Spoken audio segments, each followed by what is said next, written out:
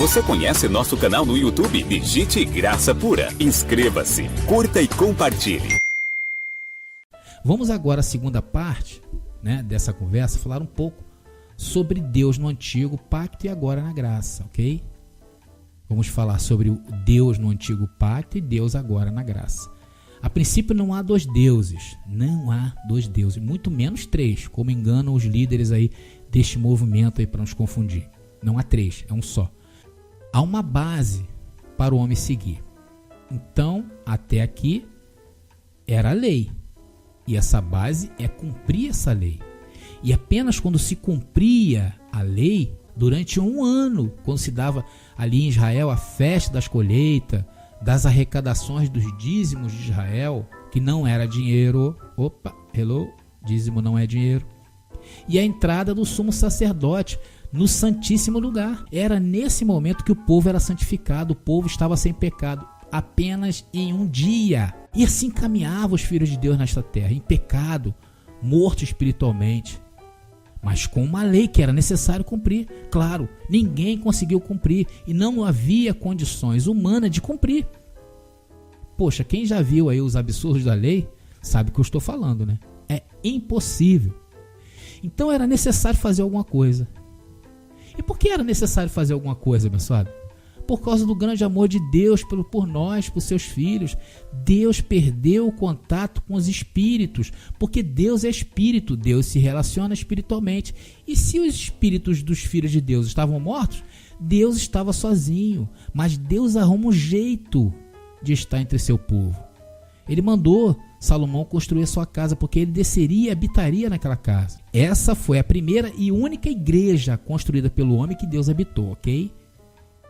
O Templo de Salomão foi a primeira e única casa humana construída pelo homem que Deus habitou.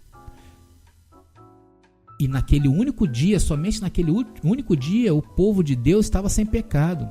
Havia festas e alegria em todo o arraial de Deus. Então Deus, no velho pacto, por conta do pecado que matou o espírito dos seus filhos, estava presente no Templo de Salomão. Isso porque ele nos amou com seu grande amor e não podia ficar longe de nós, abençoado. Nós somos a razão da criação de Deus. E o que mudou? Pergunto para você, o que mudou depois de Cristo na cruz? O que mudou depois dessa vitória? Segundo a religião, nada mudou. Porque se você está em pecado, nada mudou. Tudo como Dante no quartel de Abrantes. Se o pecado ainda reina e Deus continua dentro dos templos, e além disso, Deus ainda continua sem o contato direto com seus filhos. Então outra pergunta vem: Jesus perdeu? Claro que não. Quem perdeu e está perdendo é esse sistema religioso, com suas mentiras. E elas estão sendo derrubadas por terra, por homens e mulheres, filhos e filhas do Deus vivo. Hoje esse exército, que não se dobra mais não dobram mais seus joelhos ao sistema religioso, conta com mais de 12 milhões. Só no Brasil. Hoje mudou muito, abençoado. Então Deus um dia resolve vir na terra e habitar em uma carne humana. E dali iria fazer a eterna redenção. Há uma profecia em Zacarias 3:9, depois você anota e leia, que diz que Deus em um dia tiraria o pecado do mundo. E isso se cumpriu? Claro que se cumpriu. Mas não se cumpriu para a maioria dos cristãos ao redor do mundo, que não sabe que se cumpriu. Continua indo às igrejas todos os domingos para ouvir do seu líder que ele é um pecador. Mas abençoado, se cumpriu.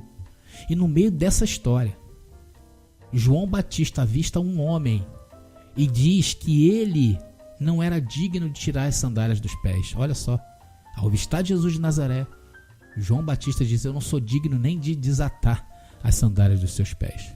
E Jesus vai a João Batista para se cumprir a lei e o batiza. E no final, todos escutam essa linda palavra que está ali em João 1:29, que diz: eis aí o Cordeiro de Deus que tira o pecado do mundo. E na cruz, Deus dá um golpe mortal no pecado e diz: tudo o que diz a palavra a meu respeito está cumprido. Está consumado, ecoa na eternidade.